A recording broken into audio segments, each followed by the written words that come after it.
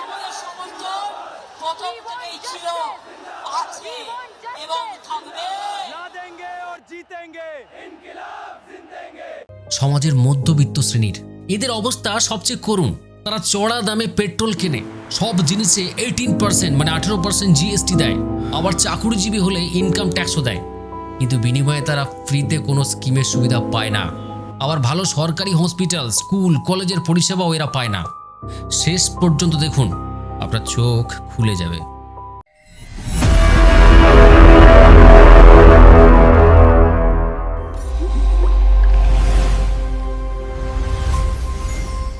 Breathe yourself to listen the truth with curiosity.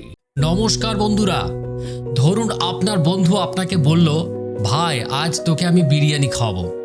আপনি তো heavy খুশি, রেস্তোরাঁয় গিয়ে জমিয়ে বিরিয়ানিও খেলেন। কিন্তু বিল মেটানোর সময় বন্ধুটি বলে উঠল, মানিব্যাগটা ঘরে ফেলে এসেছি, তুই বিলটা একটু দিয়ে দে, আমি তোকে বাড়ি গিয়ে ইউপিআই করে দেব। সেই টাকা আপনি আর কোনোদিন ফেরত পেলেন না। আমাদের সরকারের বিভিন্ন যোজনা বা ফ্রি স্কিমগুলোর গল্পটাও কিছুটা এরকম। আজকাল পশ্চিমবঙ্গ সরকার হোক বা কেন্দ্র সরকার, চারিদিকে শুধু স্কিম স্কিম আর স্কিম। কারো অ্যাকাউন্টে ৩,০০০ টাকা ঢুকছে তো কারোর ১,০০০ টাকা। কেউ বা পাচ্ছেন ফ্রি রেশন, কেউ বা পাচ্ছেন স্কুটার বা সাইকেল। কিন্তু বস, দুনিয়ার কোনো কিছুই ফ্রিতে হয় না। সরকার কি নিজের পকেট কেটে টাকাটা দিচ্ছে? আচ্ছা, সরকার বলতে আপনারা কি বোঝেন বলুন তো? প্রথমে আপনাদের একটা কথা পরিষ্কার করে দিই, সরকার মানে কোনো দেবতা নয়।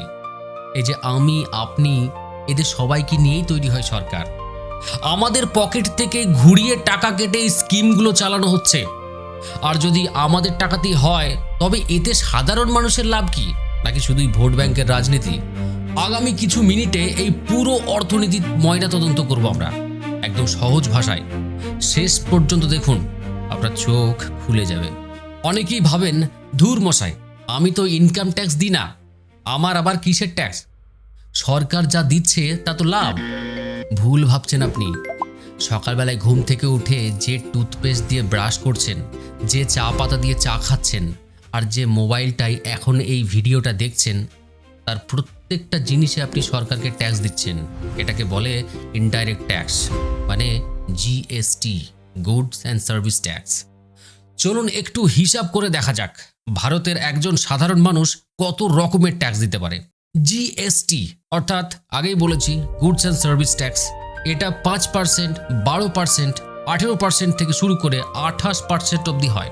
আপনি একটা বিস্কুটের প্যাকেট কিনলেও তাতে জিএসটি দিচ্ছেন, আবার একটা গাড়ি কিনলেও তাতেও দিচ্ছেন।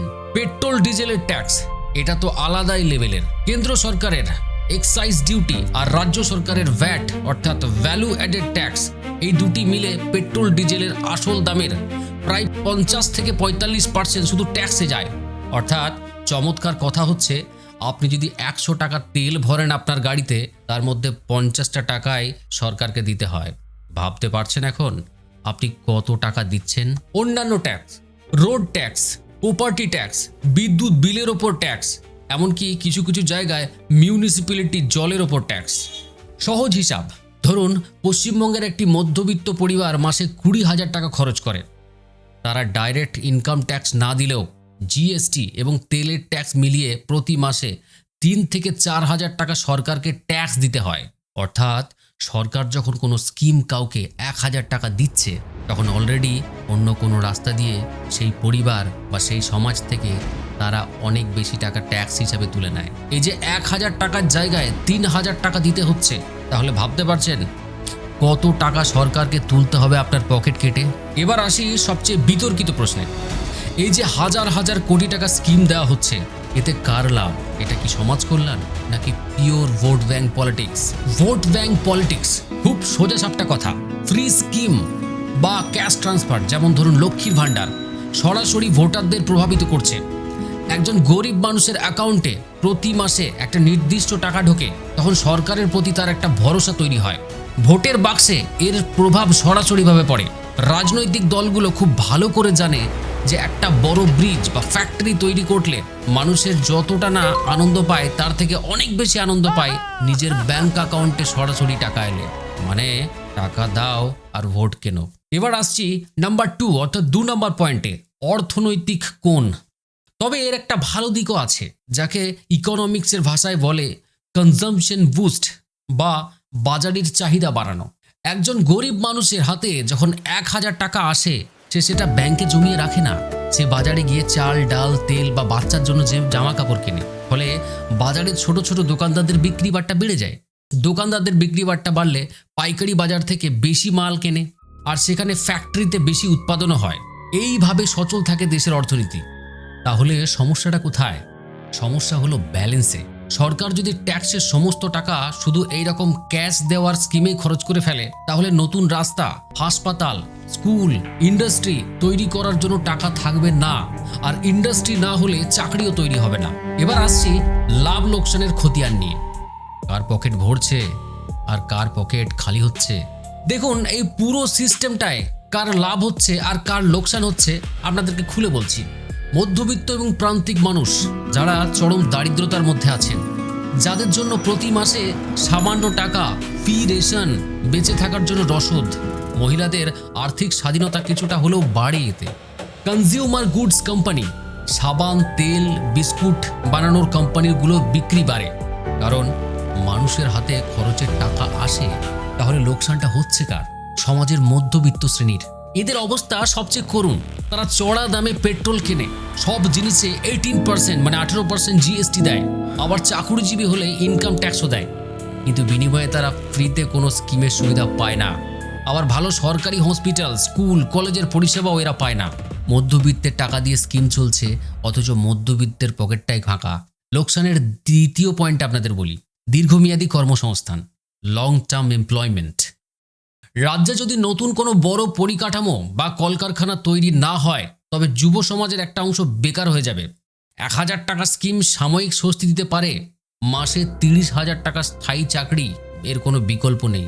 আগেই বলেছি যে এইসব স্কিম ফ্রি দিতে গেলে সরকার চাকরি দিতে পারবে না, কারণ স্থায়ী চাকরি দেওয়ার জন্য যে পরিমাণ টাকার দরকার হয় সেটা সরকারের কাছে থাকবে না। এটা আগের সরকার হয়তো জানতো, কিন্তু মুখে কুলু পেটে বসেছিল, পাছে ভোট ব্যাংক নষ্ট হওয়ার ভয়।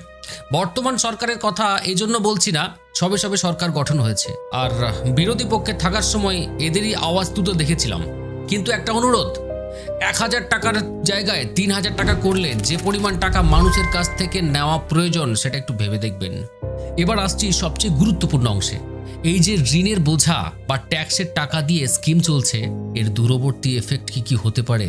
আগামী 5 থেকে 10 বছরে আমাদের রাজ্য এবং দেশের অর্থনীতি কোন দিকে যাবে? অর্থনীতিবিদদের মতে এই ট্রেন্ড যদি চলতে থাকে, তাহলে 3টে বড় বিপদ আসতে পারে। ঋণের ফাঁদ।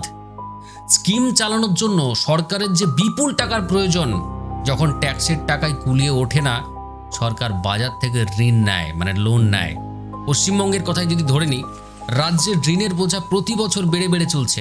5 থেকে 10 বছর পর এমন একটা পরিস্থিতি হতে পারে যখন সরকারের ট্যাক্সের একটা বিশাল অংশ চলে যাবে শুধুমাত্র পুরনো ঋণ মেটাতে। 2 নম্বর পয়েন্ট, পরিকাঠামোর অভাব। টাকা যদি শুধু স্কিমে খরচ হয়ে যায়, তবে আগামী দিনে রাস্তাঘাট, আধুনিক সরকারি হাসপাতাল বা উন্নত শিক্ষার অভাব দেখা দেবে। আজ থেকে 7 থেকে 10 বছর পর যখন আমাদের ছেলেমেয়েরা বড় হবে, তখন তারা দেখবে রাজ্যে ফ্রিতে জিনিস পাওয়া যায়, কিন্তু সম্মানজনক চাকরি পাওয়ার কোনো ইন্ডাস্ট্রি, কোনো আইটি পার্ক, এসব কিচ্ছু নেই। ফলে যেটা হবে সেটা হচ্ছে ব্রেন ড্রেন। রাজ্যের প্রতিভাবান ছেলেমেয়েরা অন্য রাজ্যে চলে যাবে, বিদেশে চলে যাবে। 3 নম্বর পয়েন্ট, মুদ্রাস্ফীতি বা চড়া বাজার। সরকার যখন স্কিমের টাকা তোলার জন্য পেট্রোল, ডিজেলের ওপর বা অন্যান্য জিনিসের ওপর ট্যাক্স বাড়াবে, তখন বাজারে সব জিনিসের দাম হু হু করে বাড়বে। অর্থাৎ সরকার আপনাকে এক হাত দিয়ে 1,000 টাকা দেবে, আর অন্য হাত দিয়ে জিনিসপত্রের দাম বাড়িয়ে পকেট থেকে 1200 বা 1,500 টাকা কেটে নেবে। দিন শেষে আপনার লোকসানই হবে। তাহলে স্কিম কি একেবারেই বন্ধ করে দেওয়া উচিত? একেবারেই না।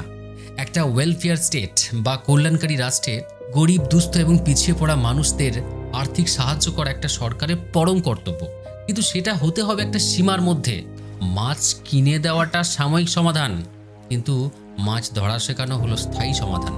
সরকারকে স্কিম দেওয়ার পাশাপাশি সমান গুরুত্ব দিতে হবে শিল্পায়নে, যাতে কর্মসংস্থান তৈরি হয়। মানুষ যখন নিজে হাতে উপার্জন করবে, তখন তাকে আর 1,000 টাকা বা 3,000 টাকার দিকে তাকিয়ে বসে থাকতে হবে না। আজকাল প্রত্যেকটা ব্যাংকে গিয়ে দেখবেন লম্বা লাইন। ভিডিওটা শেষ করার আগে আপনাদের কাছে একটা প্রশ্ন রেখে যাচ্ছি। আপনার কি মনে হয় এই ফ্রি স্কিমগুলো আমাদের সমাজকে স্বনির্ভর করে তুলছে, নাকি এটা নিয়ে কিছু ভাবছেন না? মানে আমি টাকা পেয়ে গেছি তারপরে ভাববো এসব কথা, এরকম ধরনের মতামত। আপনার যেটাই মতামত হবে নিচে কমেন্ট করে অবশ্যই জানান। ভিডিওটি যদি ইনফরমেটিভ মনে হয় তাহলে লাইক করুন, বন্ধুদের সাথে শেয়ার করুন। আর এই রকম চুলচেরা বিশ্লেষণ আরও যদি দেখতে চান তাহলে চ্যানেলটিকে সাবস্ক্রাইব করতে ভুলবেন না। দেখা হচ্ছে পরের ভিডিওতে। Tata, bye bye.